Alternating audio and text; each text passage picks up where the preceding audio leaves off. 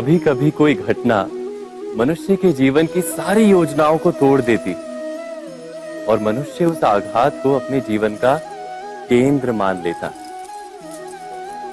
पर क्या भविष्य मनुष्य की योजनाओं के आधार पर निर्मित होते हैं? नहीं। जिस प्रकार किसी ऊंचे पर्वत पर सर्वप्रथम चढ़ने वाला उस पर्वत की तलाई में बैठकर जो योजना बनाता है, क्या वही योजना उसे उस पर्वत की चोटी तक पहुंचाती है? नहीं। वास्तव में वो जैसे जैसे ऊपर चढ़ता है वैसे वैसे उसे नई नई चुनौतियां, नई नई विडंबनाएं, नए नए अवरोध मिलते हैं। प्रत्येक पद पर वो अपने अगले पद का निर्णय करता है। प्रत्येक पद पर उसे अपनी योजनाओं को बदलना पड़ता है। कहीं पुरानी योजना उसे खाई में ना ढकेल दे। वो पर्वत को अपने योग्य नहीं बना पाता, केवल स्वयं को पर्वत के योग्य बना सकता है। क्या जीवन के साथ भी ऐसा ही नहीं? जब मनुष्य जीवन में किसी एक चुनौती को, एक अवरोध को अपने जीवन का केंद्र मान लेता है, अपने जीवन की गति को ही रोक देता है, तो वो अपने जीवन में सफल नहीं बन पाता और ना ही सुख और शांति प्राप्त कर पाता। अर्थात जीवन को अपने योग्य बनाने के बदले स्वयं अपने को जीवन के योग्य बनाना ही सफलता और सुख का एकमात्र मार्ग नहीं। स्वयं विचार कीजिए।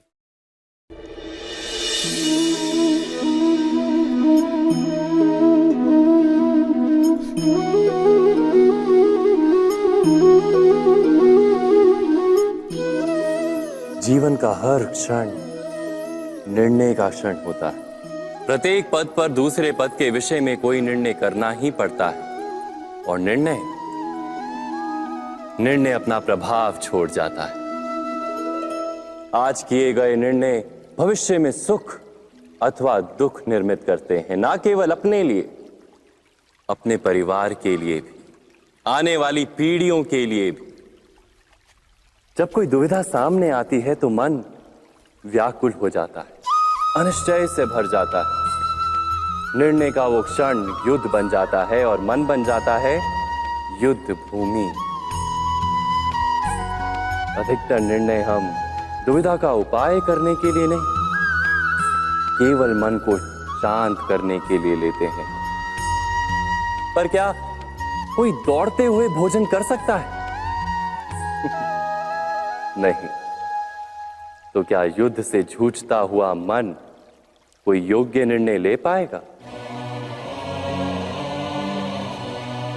वास्तव में शांत मन से जब कोई निर्णय करता है तो अपने लिए सुखद भविष्य बनाता है। किंतु अपने मन को शांत करने के लिए जब कोई निर्णय करता है तो वो व्यक्ति भविष्य में अपने लिए कांटों भरा वृक्ष लगाता है। स्वयं विचार कीजिएगा।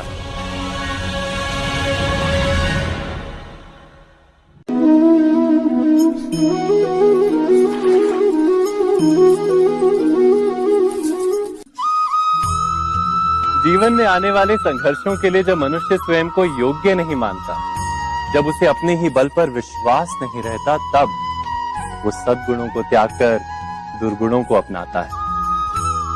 वस्तुतः मनुष्य के जीवन में दुर्जनता जन्म ही तब लेती है जब उसके अंतर में आत्मविश्वास नहीं होता। आत्मविश्वास ही अच्छाई को धारण करता है। ये आत्मविश्वास है क्या?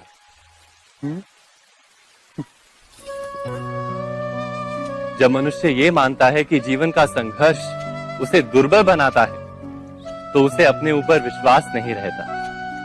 वो संघर्ष के पार जाने के बदले संघर्ष से छूटने के उपाय ढूंढने लगता है। किंतु जब वो ये समझता है कि ये संघर्ष उसे अधिक शक्तिशाली बनाते हैं, ठीक जैसे व्यायाम करने से देह की शक्ति बढ़ती, तो प्रत्येक संघर्ष के साथ उसका उत्साह बढ़ता है। अर्थात आत्मविश्वास और कुछ भी नहीं, मन की स्थिति, जीवन को देखने का दृष्टिकोण मात्र है। और जीवन का दृष्टिकोण तो मनुष्य के अपने वश में होता है। स्वयं विचार कीजिए।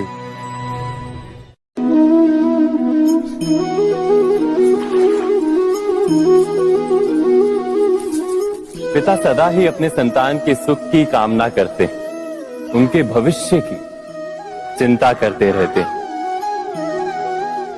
इसी कारणवश सदा ही अपने संतानों के भविष्य का मार्ग स्वयं निश्चित करने का प्रयत्न करते रहते। जिस मार्ग पर पिता स्वयं चला है, जिस मार्ग के कंकर पत्थर को स्वयं देखा है, मार्ग की छाया, मार्ग की धूप को स्वयं जाना है, उसी मार्ग पर उसका पुत्र भी चले, यही इच्छा रहती है हर पिता की। निस्संदेह उत्तम भावना है ये, किंतु 3 प्रश्नों के ऊपर विचार करना हम भूल ही जाते हैं। कौन से प्रश्न? प्रथम प्रश्न, क्या समय के साथ प्रत्येक मार्ग बदल नहीं जाते? क्या समय सदा ही नई चुनौतियों को लेकर नहीं आता? तो फिर बीते हुए समय के अनुभव नई पीढ़ी को किस प्रकार लाभ दे सकते हैं? दूसरा प्रश्न, क्या प्रत्येक संतान अपने माता पिता की छवि होता है? हाँ, संतानों को संस्कार तो अवश्य माता पिता देते हैं, किंतु भीतर की क्षमता तो ईश्वर देते हैं। तो जिस मार्ग पर पिता को सफलता मिली है, विश्वास है कि उसी मार्ग पर उसकी संतानों को भी सफलता और सुख प्राप्त होगा। तीसरा प्रश्न, क्या जीवन के संघर्ष और चुनौतियां लाभकारी नहीं होती? क्या प्रत्येक नया प्रश्न एक नए उत्तर का द्वार नहीं खोलता? तो फिर संतानों को नए नए प्रश्नों, संघर्षों और चुनौतियों से दूर रखना, ये उनके लिए लाभ करना कहलाएगा या हानि पहुंचाना? अर्थात जिस प्रकार संतान के भविष्य का निर्माण करने के बदले उसके चरित्र का निर्माण करना श्रेष्ठ है, वैसे ही संतानों के जीवन का मार्ग निश्चित करने के बदले उन्हें नए संघर्षों के साथ जूझने के लिए मनोबल व ज्ञान देना अधिक लाभदायक नहीं होगा? स्वयं विचार कीजिए।